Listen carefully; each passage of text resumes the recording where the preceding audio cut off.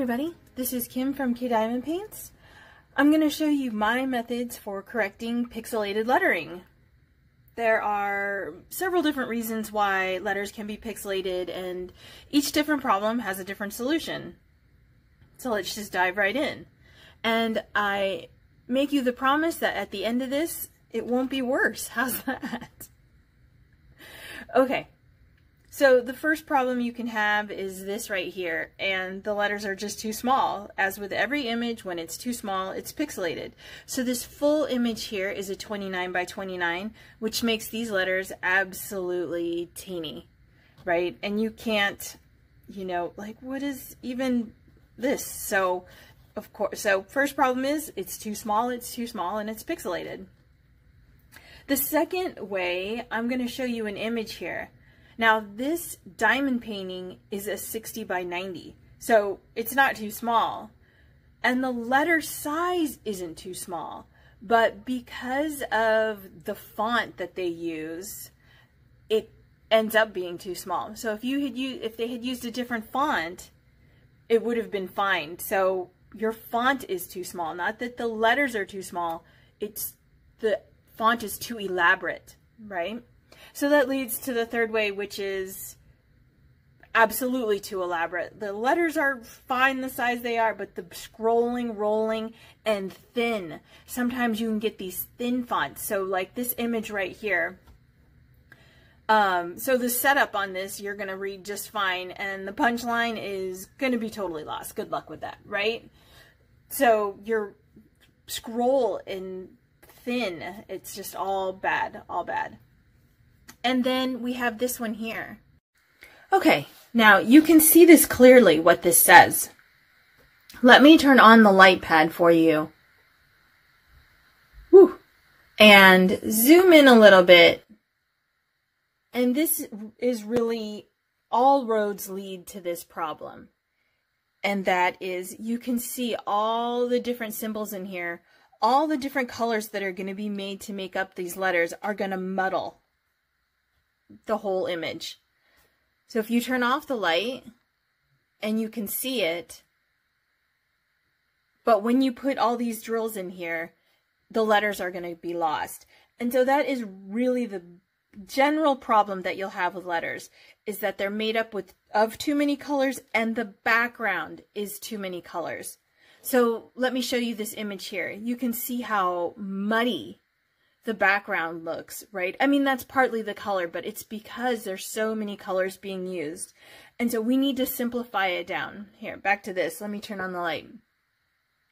And we need to just simplify this. The letters need to be simplified.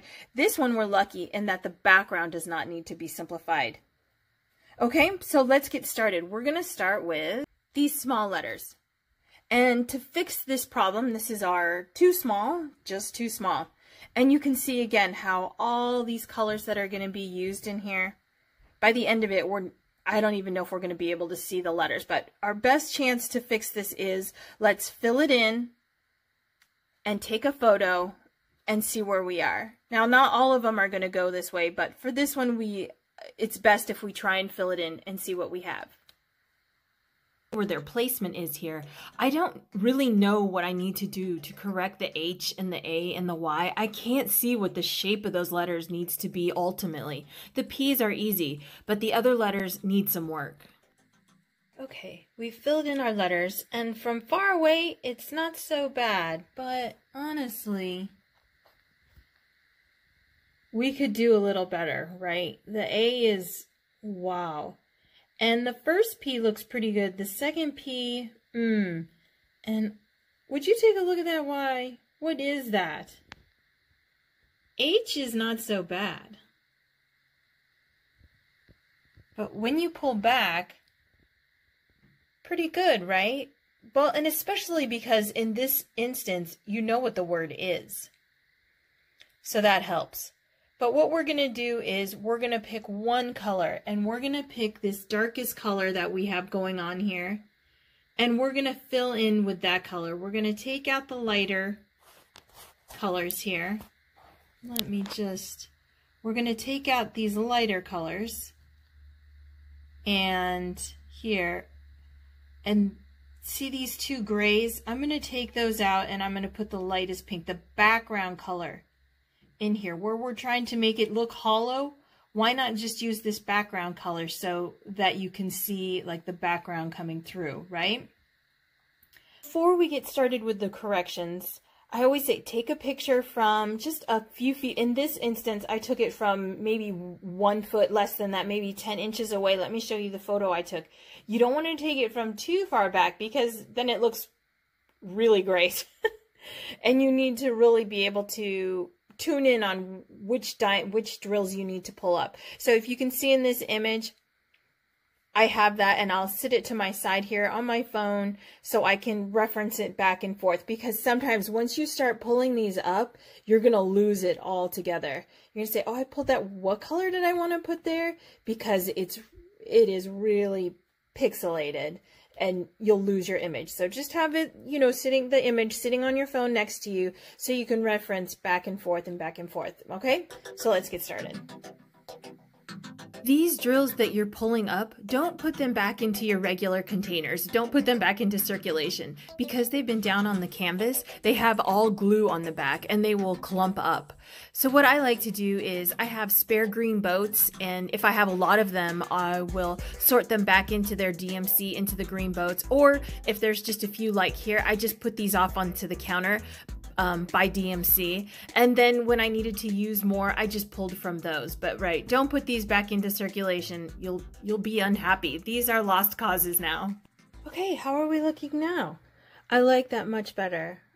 I think that's much clearer. My one concern is, you see the spacing between these is 3, is all 3. The spacing between this is 4. But when I point it out to you, then you can see it, right? But otherwise... Okay, actually, the gap was bothering me. And if you look at the numbers, so this is all about spacing. We'll go over that in the next one, too. But, so this letter is only 3 spaces, but this P's and the Y are all 4 spaces across, with 3 spaces in between. So by making this one 4 spaces across, it fixed the spacing in between, and I think it looks much better. So there we go. Okay, on to our next issue. Okay, we're going to talk about this next issue from Images, because I finished this diamond painting a long time ago. But you can see that this is a 60 by 90, as I said, and the lettering is italicized and the S's are in cursive. Adding to our problem is that we can't just change the whole thing. We have the year after it, 1855, and this is centered. It says the best Milwaukee beer established 1855. So it's all centered. So this word has to still fit in this exact space, but we have to clear up the lettering. And as you can see from far, it's not so much the coloring that's the problem. There are a lot of colors, but it is just absolutely the font on this that needs to change.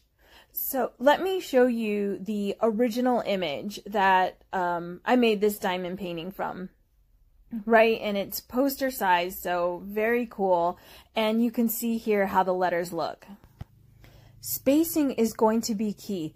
Only remove 1 letter at a time, and I suggest leave the first and the last letter until the end.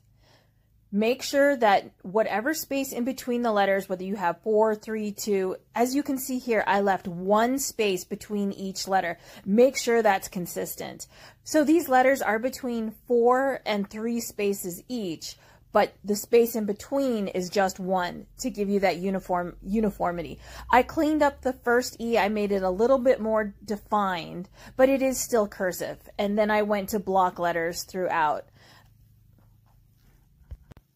This background didn't need to be cleaned up. It's all black. This thing had, I forget, so much 310. So now you can see, here's how it was originally. You see how that E is more defined now. I did take out some of the colors, but it's so big that, as you can see, when you pull back, the coloration looks great. So pay attention to your spacing when you're changing the font. Our next problem here is that the background is too muddled. These letters were actually in cursive and I had to change these letters as well. But even after changing the letters, the background is so mottled that they don't show up well. So you have to take off all of the colors around the perimeter of your letters and make it one color, two colors tops if they work well together. So here you can see I had to take out all the colors and look at how many colors are back there. So I took them off all the way around all the letters, replaced them with the same color, and look at how clean that is. For these very flowy fonts, don't worry about the embellished lines. Just concentrate on the main characteristics of your letters. And sometimes you'll need to thicken them or double it up with extra drills just in those areas that will help you define the letters. And that way when you move back from it, hopefully you'll be able to get the gist of the letters. Now this background is fine, right? But when you move on to something like this is going to be much harder. You're going to have to work to define these lines, and then you might have to pick one color to just, again, don't worry about the embellished lines. Just define your background around those parts of the letters that are the main characteristics of those letters. So sort of something like this, take a look. Can you read this? Now this might be just going too far with what you can change. So I'll give you a second to try and read it, but here's what it says. So some of these letters, some of these words, you're just not going to be able to help unless you get this very big.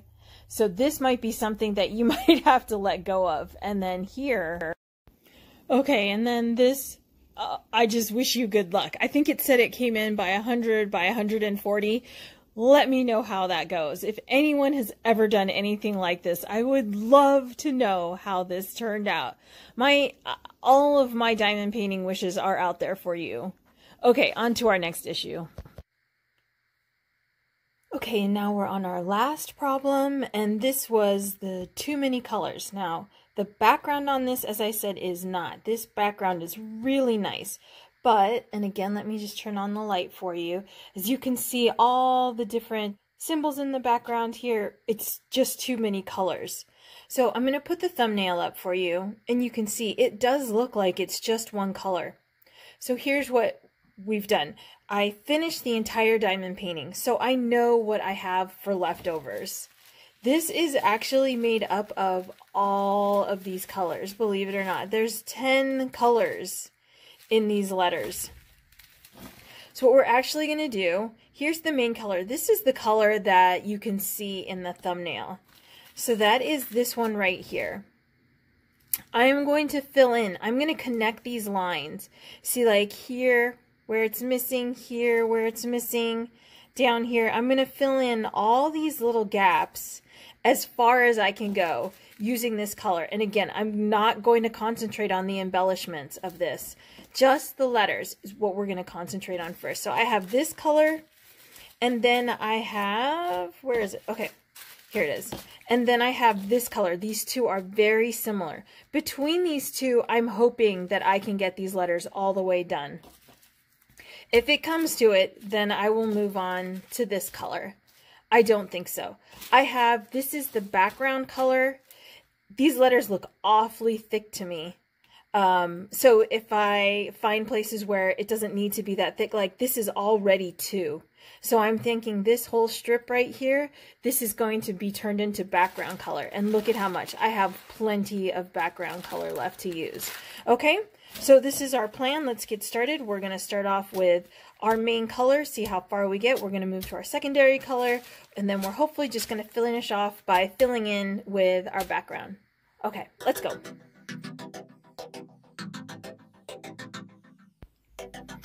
I know this is sped up really quickly, but you'll notice I am all over the place in where I'm filling in, and that's because as I see things out of the corner of my eye, or you know, different angles, I can see where the drills need to be placed, and so I hurry up and go over there. And then if you just saw, I use tweezers you know, you're gonna have to, on an area this big, you're gonna have to go back and forth with filling in and taking out and filling in and taking out. And then I just turned off the light. Trying to get this E and R was very difficult. And with the light on, all the different symbols were very distracting. So I turned off the light and then I could see where I wanted to go. It just depends. So try your light off and on to see which gives you the better clarity as you move along.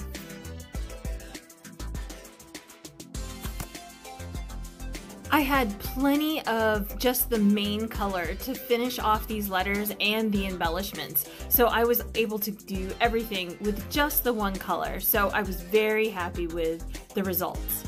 And as you can see here, I've moved on to the background. I have two colors. The background was almost a checkerboard of these two colors.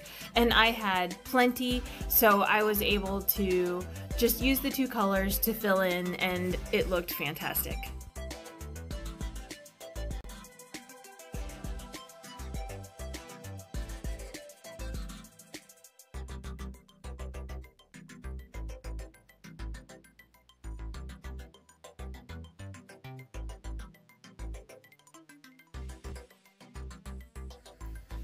So great, it's finished. It turned out beautifully, don't you think? I love how I thickened up here. I love that look. I love the embellishments. I was able to get through this whole thing with just the main color. I still have some left over.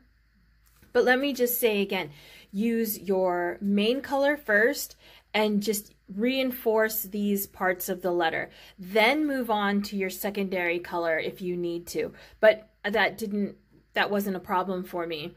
And then I just filled in the background with the pink. Now this might be a process, these letters are big. This might be a process that you come back to, you know, for a few days as you walk into the room and see it and you say, oh, you know, right here doesn't work. So just leave it out so that you can see it. Like here, I think I'm gonna bring this down just a couple more. When I look at it, when I was finished with it, I thought, oh, this is great. But now that I look at it, I think I'll bring it down just maybe 2 more. But it's just a process. And then I wanted to show you up here with the P's. You see how when I originally did it, it's very squared off. Well, it's, you know, it's squares. It's very squared off. So this one, I just wanted to show you. Let me see if I can bring you closer. Okay, so you can see on these P's how squared off I had them. So I went back and I put in the background color in the corners and see how it rounded it off nicely. So again, it just is revision, right? Just keep revising your work until it turns out exactly the way you want it to. These are the methods that I use to correct pixelated lettering. I hope it's helpful to you. I would love to hear from you in the comments below. If you have other ideas and how you've corrected pixelation in the past, I would love to hear about it and see your photos. You can always tag me on Instagram. I'm at KDiamondPaints. Thank you so much, and I hope this helps. Have a great day.